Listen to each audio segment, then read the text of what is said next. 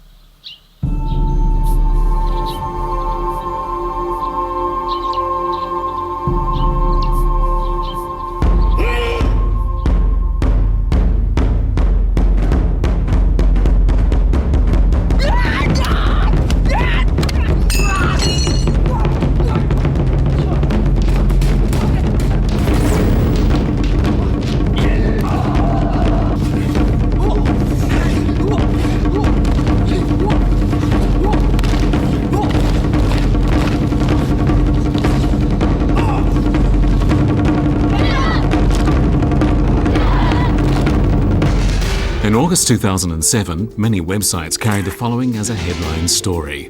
Shaolin Temple, the birthplace of the Chan sect of Buddhism, or Zen as it came to be called in Japan, was planning to go public.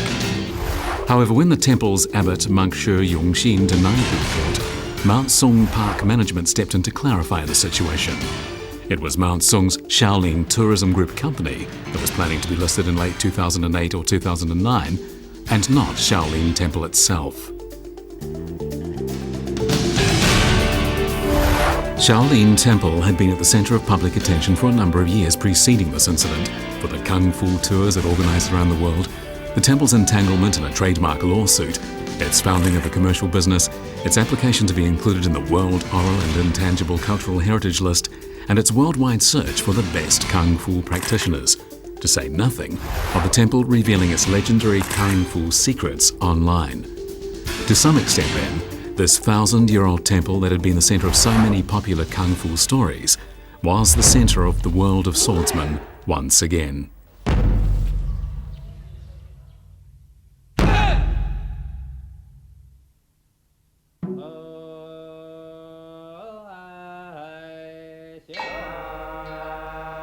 At the centre of this whirlpool was the temple's abbot Shi Yongxin, regarded by many people as the CEO of Shaolin Temple. Comparing the abbot to a CEO is not unfounded, for almost every significant change the temple has experienced during the last 20 years has been related in one way or another to him. Some people regard the abbot of Shaolin Temple as a controversial figure, but to many more, he is a hero who has revitalized the temple and taken Shaolin Kung Fu to the world.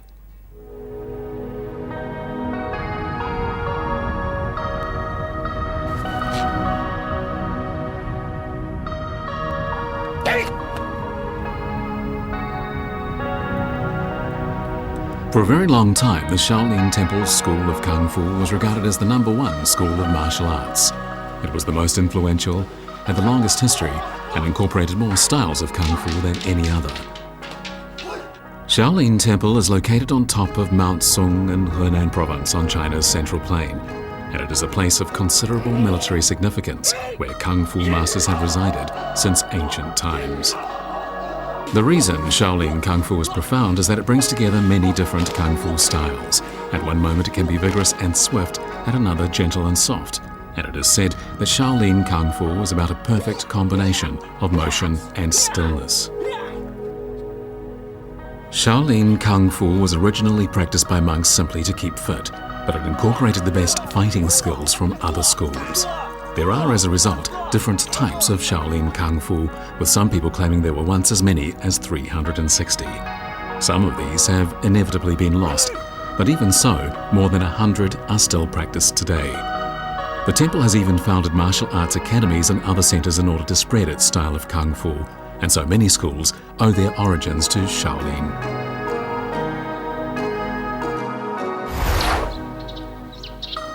Millions of people know that Shaolin Temple is the birthplace of Shaolin Kung Fu. However, how did Shaolin Kung Fu come to develop, and who created this school of Kung Fu that is now famous throughout the entire world?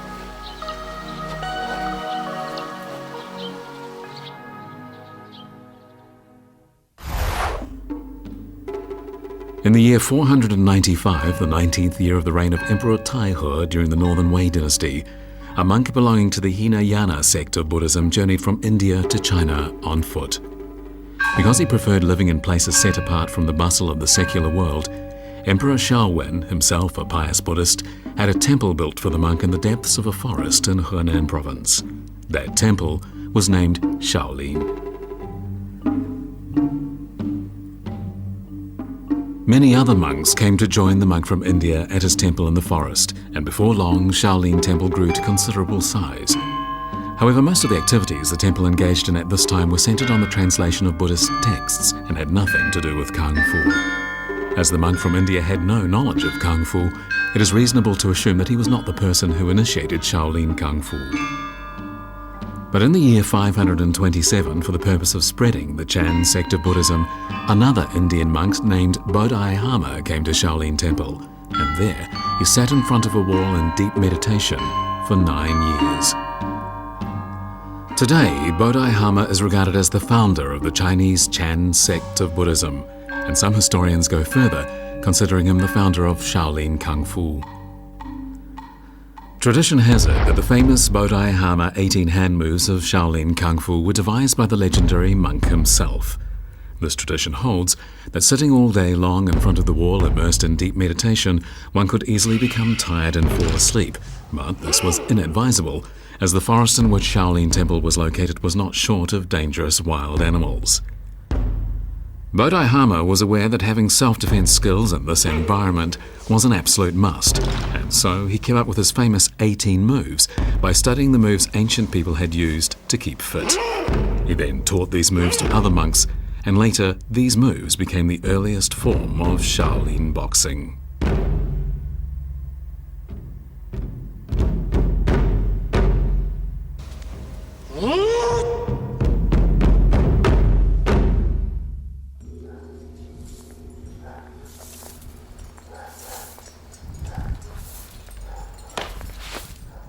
Between meditations, Bodhidharma practiced with weapons such as the cudgel, rapier and spade, and he formulated a set of skills for each.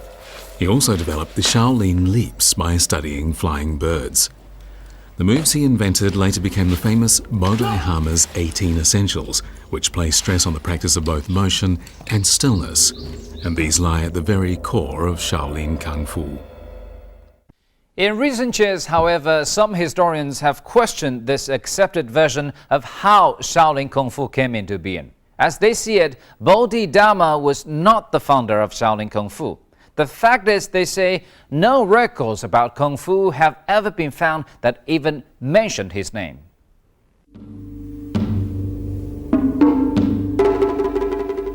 少林寺的拳术是不是达摩创的？